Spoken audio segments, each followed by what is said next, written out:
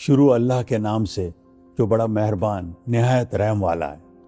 اسلام کا ماضی بہت ہی شاندار اور کامیاب رہا ہے، لیکن آج مسلمانوں کا کیا حال ہے؟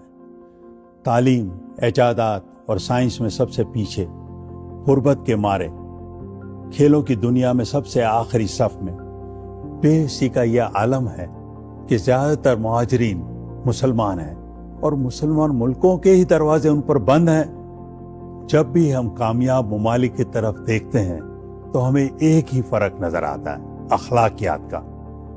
افسوس، جھوٹ بولنا، وعدہ توڑنا، کمزور پہ ظلم کرنا، یہ ہمارے معاشرے میں برا نہیں سمجھا جاتا۔ اب اس کا کیا حل ہے؟ ہمیں کیا کرنا چاہیے؟ اللہ کا بڑا شکر ہے کہ آج بھی ہماری مسجدیں بھری ہوئی ہوتی ہیں، لوگوں کا اللہ پر کامل یقین ہے۔ کیا ہی اچھا ہوتا اگر ہمارے قائدین بھی کامیابی سے جینے کا سبق دیتے، کیونکہ ہماری ساری نمازیں عربی میں ہوتی ہیں اور زیادہ تر لوگوں کو یہ پتہ ہی نہیں کہ وہ کیا پڑھ رہے ہیں۔ نئے اسلامی سال کا آغاز ہو رہا ہے۔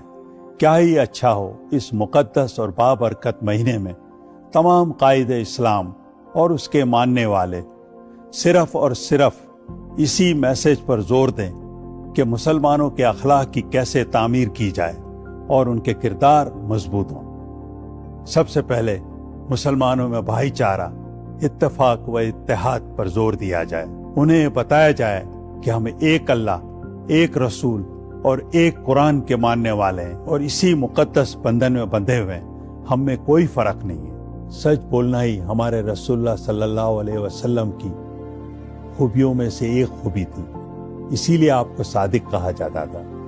سچ بولنا ہماری زندگی کی بنیاد ہونی چاہیے، کیونکہ سچ بولنے سے ہی آپ کی زندگی خوشگوار اور کامیاب بن سکتی ہے۔ لوگوں کو وعدہ نبھانے کی برکت سے آگاہ کرنا چاہیے، اور خاص کر ایسے وعدے جس میں آپ کا نقصان ہو رہا ہو، ایسا وعدہ تو ضرور پورا کرنا چاہیے، کیونکہ اس سے آپ پہ اللہ میاں کی رحمتیں اترتی ہے اور لوگوں میں آپ کی عزت اور آپ کا ٹرسٹ بڑھتا ہے۔ خواتین کے حقوق اور عزت کی تعلیم دی جائے۔ اسلام پہلا مذہب ہے جس نے عورتوں کو جائیداد میں حقوق دلوائے۔ ایسے قوانین بنائے جائیں جس سے عورتوں کو پورا تحفظ اور پروٹیکشن ملے، تاکہ وہ اپنی زندگی پوری طرح جیے جیسے کامیاب ممالک میں ہوتا ہے۔ رشوت خوری اور ٹیکس پہ بات ہونی چاہیے۔ جس معاشرے میں رشوت خوری ہوتی ہے وہ معاشرہ مکمل طور پر تباہ ہو جاتا ہے۔ اگر آپ چین کی مثال لیتے ہیں، چین صرف ترقی کر رہا تھا، لیکن جس دن انہوں نے رشوت خوری کے خلاف ایکشن لیا، آج چین سپر پاور بن گیا ہے۔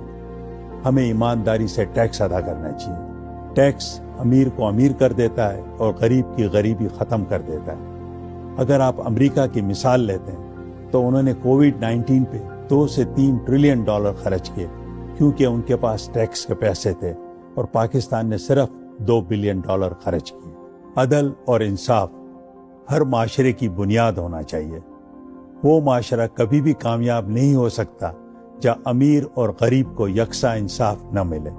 حضرت علی نے فرمایا، کفر کا نظام چل سکتا ہے لیکن وہ معاشرہ نہیں چلے گا جہاں انصاف نہ ہو۔ میرٹ ہر کامیاب معاشرے کے لیے ضروری ہے۔ تمام اپوائنٹمنٹ میرٹ پہ ہونے چاہیے۔ اس کی مثال ہماری فوج ہے، جو اتنے کم بجٹ میں اتنے بڑے بڑے کام اتنی کامیابی سے کر رہی ہے۔ کسی بھی معاشرے کے لیے بہت ضروری ہے کہ وہاں کے لوگ حلال کی روزی کمائیں۔ جب آپ حلال کی روزی گھر پر لے کے جاتے ہیں تو یہ آپ کی آئندہ آنے والی پشتوں کے لیے ہوتی ہے۔ آپ کے بچے جب حلال کی روزی کھائیں گے تو آپ یقین رکھیں کہ وہ کامیاب ہوں گے اور آپ کے معاشرے کو بھی کامیاب کریں گے۔